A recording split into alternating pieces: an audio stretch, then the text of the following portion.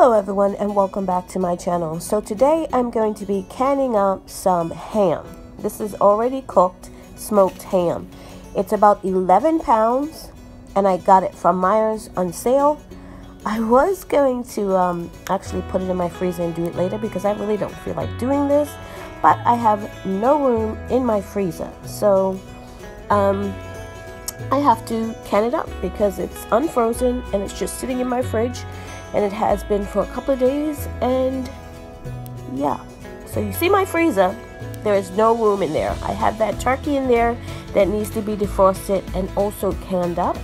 And I have some turkey breast in there. It's full to the gills. So I have to do something with this ham and get it out of my fridge and preserve it for long term. And I really wish I could freeze it, but I can't. So that's my dilemma today. I'm going to start making my broth with the glaze packet that comes with the ham. I'm going to use that, put it in a pot with some water and some seasonings, and I'm going to make my broth to go over the ham in that. And in this back pot here, I have my water simmering for my lids, so I'm going to get ready to go. And in the oven, because I had so many jars, I oven sterilized them. I washed them with the warm soapy water in the sink. And then I put them in the oven to sterilize and dry. Okay, so now I have my smoked cooked ham on my cutting board.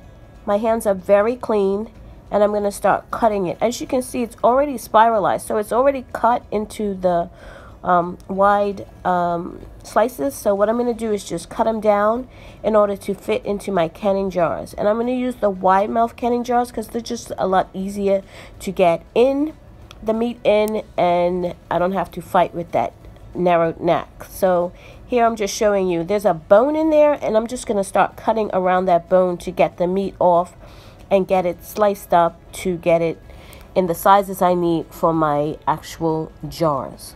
So now if this was a uncooked piece of meat, I wouldn't need that broth to go over it. It would actually make its own broth. But because it is a cooked already ham, I need that broth to add liquid to the canning jar, so when it cans, it will have some liquid in there. It won't produce its own liquid because it's already been essentially cooked out of it. So that's why I'm going to add the broth. That's why I need the broth. So as you can see here, it's already sliced. I've already cut down the pieces that are going to fit in my jar, and I'm just going to put them in the bowl. I'm just going to cut away as much as I need to fit in the jars. I think I have 8 jars I want to do, so that's 2 canning sessions for me because my electric canner only takes 4 pints at a time. So I'm just going to finish cutting this meat off the bone.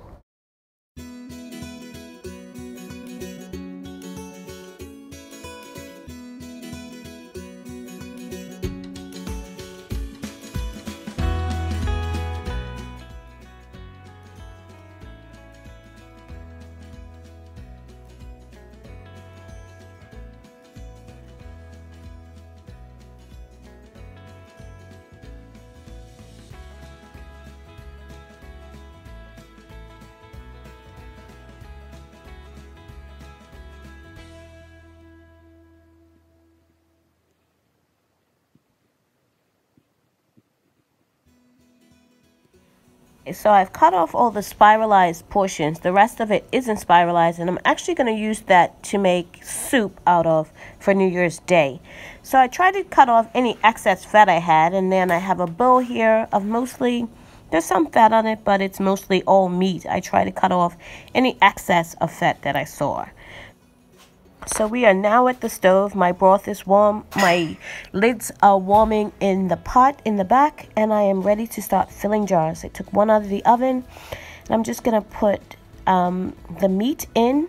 I try to do a little bit of meat first and then add some broth and then fill it the rest of the way. I find that's a bit better, especially with things that are tightly packed.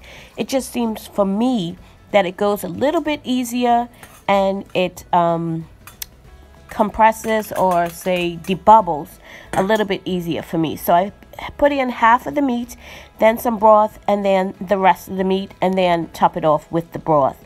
That's what I find works best for me. So find a system that works for you, and yeah.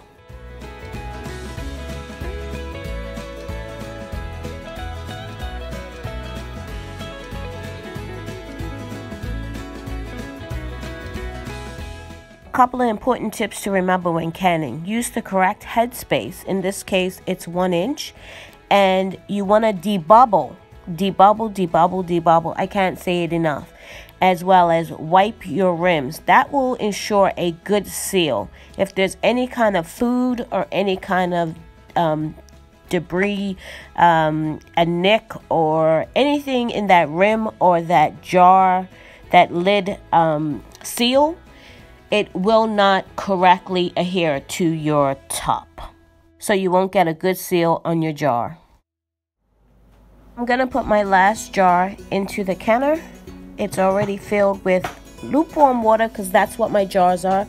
You don't want to have a cold jar into a hot canner or a hot jar into a cold canner. You want them to be about the same temp. So I'm going to set my canner for 115 minutes, which is an hour and 15 minutes. That's the recommended time.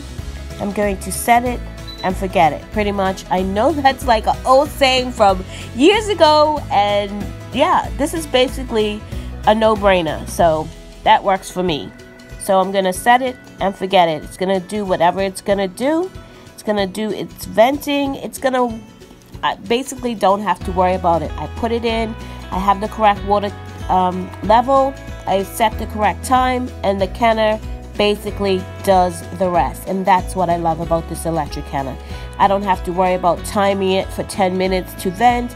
I don't have to worry about timing it to the right pressure or anything like that. It's basically done for me. Okay, so my canner has gone through its process. It has come down off of pressure, and I'm able to take the top off. I lift it off and leave it for about 10-15 minutes, and then I take it off, and whatever water is in the inside, I face it away from me so no steam comes towards my face, just to keep it safe. And I use my jar lifter because they are very hot at this point. I put it on a silicone pot rest because I don't want to put a hot jar right on a cold counter. And sometimes my kitchen is very cold, so that helps to insulate the jars from the cold counter. You don't want to just rest it on a cold surface. So as you can see, I'm lifting them straight out. Again, you don't want to lift your jars to an angle to get that water off the top, because food and different things could get in that seal and stop your jars from sealing. So you want to lift them straight out. That water that's on top will eventually evaporate from the warmth of the jar. So I'm just going to sit my jars on the side and cover them over just to keep them warm. And that's it. Thank you so much for watching. If you haven't subscribed, please consider subscribing. Hit that notification bell to be notified when I upload videos.